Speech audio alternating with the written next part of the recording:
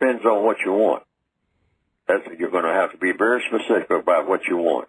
And you're not going to get most of what you want, most likely, under these conditions. The conditions will not nourish what it is you want. We're not in a society where non-white people in their relationships with each other are given nourishing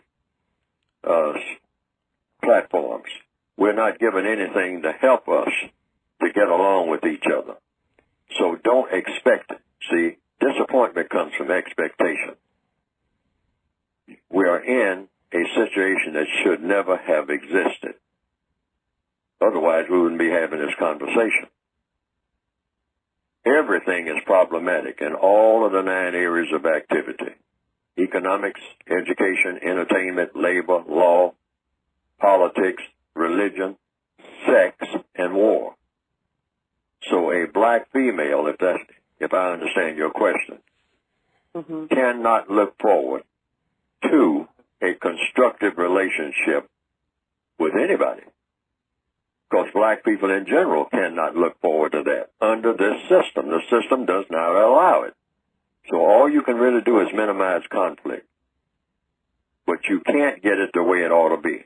If you're looking for a companion, a husband, or something like that, just lower your expectations, because it's not likely to happen the way that it ought to be. In fact, the whole situation in which you exist is nowhere near the way it ought to be. So therefore, your relationship is not going to be the way it ought to be. This is why a lot of people say, well, I don't have time to think about this racist thing and all like that. I just got to get on with my life. That's the problem. You can't get on with your life, because racism is going to touch everything that you do, every move you make. And if you think you can have a relationship outside of racism, it's not going to happen if you're classified as non-white. It's not going to happen.